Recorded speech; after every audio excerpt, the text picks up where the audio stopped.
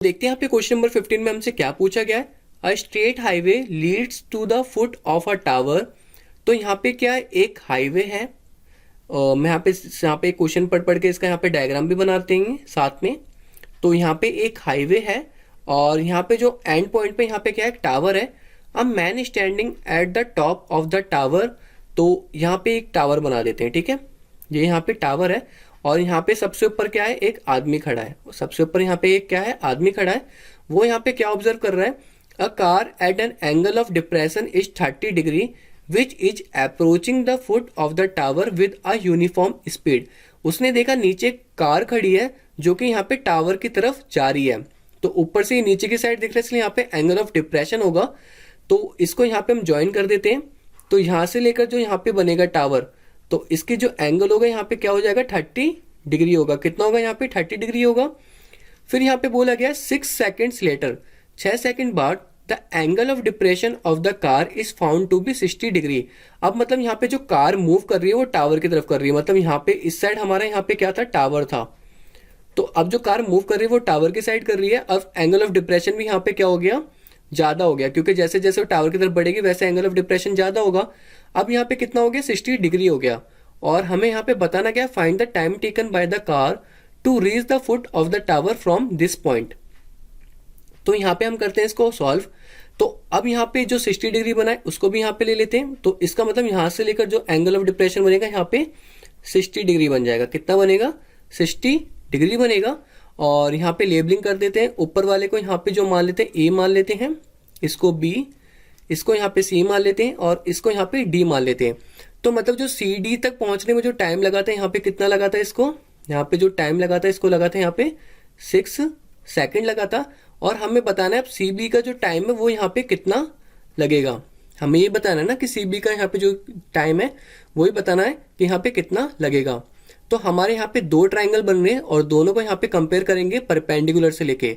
तो A B यहाँ पे स्ट्रेट लाइन है, मेरी यहाँ पे थोड़ी तिरछी हो गई है, इसको इग्नोर करना। तो अब देखते हैं इसका सॉल्यूशन कैसे होगा यहाँ पे। तो सबसे पहले लिखता हूँ यहाँ पे in triangle A D B. तो मैंने जो ट्राइंगल लिया है वो ए डी बी लिया है और इसमें जो मैं फॉर्मूला यूज करूंगा वो यूज करूंगा मैं टेन थीटा का, क्योंकि टेन थीटा में यहाँ पे परपेंडिकुलर भी आ जाता है और बेस भी आ जाता है। और ए बी यहाँ पे दोनों में हमें कंपेयर करने में हेल्प होगी और बेस तो हमें यहाँ पे फाइंड आउट करना है सी बी का। उसी हिसाब से यहाँ पे टाइम निकाल पाएंगे हम। तो टेन थीटा का जो फॉर्मूला होता है यहाँ पे होता है परपेंडिकुलर अपॉन बेस होता है। तो परपेंडिकुलर यहाँ पे क्या है, हमारा ए बी है और बेस जो लेंगे हम यहाँ पे लेंगे बी डी लेंगे, ठीक है। तो जो थीटा है यहाँ पे वो यहाँ पे क्या होगा, 30 डिग्री होगा, क्योंकि डी एंगल यहाँ पे 30 डिग्री का बन रहा था। तो यहाँ पे मैं लिख देता हूँ tan 30 degree equal to A B upon यहाँ पे होगा बी डी। tan 30 की जो वैल्यू होती है वो थी यहाँ पे ट्रिग्नोमेट्री के हिसाब से 1/√3 होती है। उसके बाद A B upon B D. तो यहाँ पे मैं परपेंडिकुलर से ही कंपेयर करने वाला हूँ, तो यहाँ पे मैं ए बी को अलग रख देता हूँ। तो यहाँ पे हो जाएगा हमारा बी डी अपॉन √3। ये तो अभी मैंने यहाँ पे एक ट्राइंगल लिया था ए डी बी। अब यहाँ पे मैं लेता हूँ दूसरा triangle in triangle A B C. अब मैं यहाँ पे लूंगा ए बी सी। इसमें भी यहाँ पे tan थीटा का ही फॉर्मूला लूंगा और यहाँ पे परपेंडिकुलर तो जो हमारा रहेगा सेम ही रहेगा और बेस चेंज हो जाएगा। तो परपेंडिकुलर यहाँ पे रहेगा ए बी और जो बेस बनेगा वो यहाँ पे बनेगा हमारा बी सी, ठीक है। और थीटा की जो वैल्यू ये भी चेंज होगी क्योंकि यहाँ पे 60 डिग्री दे रखा है। तो यहाँ पे tan 60 के लिए निकालेंगे हम tan 60 degree equal to A B upon B C. tan 60 की जो वैल्यू होती है वो होती है यहाँ पे √3 होती है और यहाँ पे हो जाएगा हमारा A B upon B C. और यहाँ पे भी मैंने ए बी निकाला था तो यहाँ पे भी मैं ए बी निकालूंगा और इसको इक्वेशन फर्स्ट मान लेंगे और इसको इक्वेशन सेकंड। तो यहाँ पे मैं ए बी निकालूंगा तो यहाँ पे क्या हो जाएगा √3 और बी सी। इसको मैं मान लेता हूँ इक्वेशन सेकंड। अब यहाँ पे कंपेयर कर देते हैं दोनों इक्वेशन को।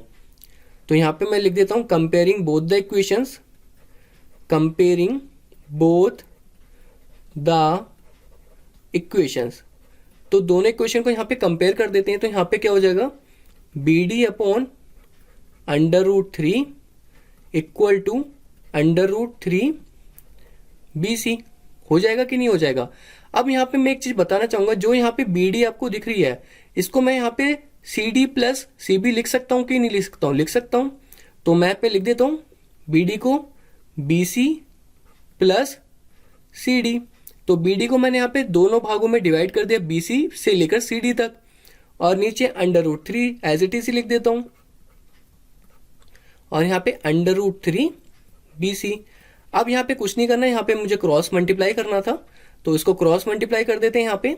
तो यहाँ पे क्या हो जाएगा हमारा बी सी प्लस सी डी, तो as it is left side ही रहेगा, और यहाँ पे √3 को √3 से मल्टीप्लाई करूंगा तो यहाँ पे क्या हो जाएगा, सिर्फ 3 बचेगा, 3 बी सी।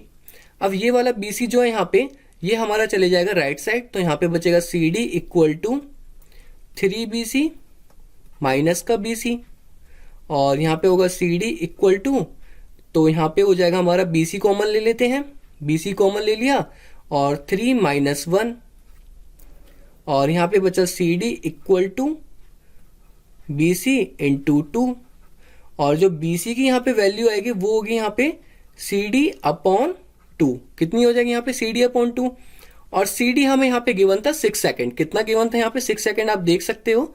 तो यहाँ पे मैं सी डी की वैल्यू ले लेता हूँ 6 सेकेंड, 6 सेकेंड अपॉन 2, इसको डिवाइड करेंगे तो यहाँ पे आंसर आ जाएगा हमारा 3 सेकेंड। मतलब जो टाइम लेगा यहाँ पे जो कार डिप्रेशन यहाँ पे 60 डिग्री पे बना रही थी, तो सी से लेकर बी यहाँ पे टावर के फुट तक पहुंचने का जो टाइम लेगा, कितना लेगा यहाँ पे 3 सेकेंड लेगा। होप आपको ये वाला क्वेश्चन भी समझ में आ गया होगा। तो अब हम यहाँ पे देखते हैं अपना नेक्स्ट क्वेश्चन।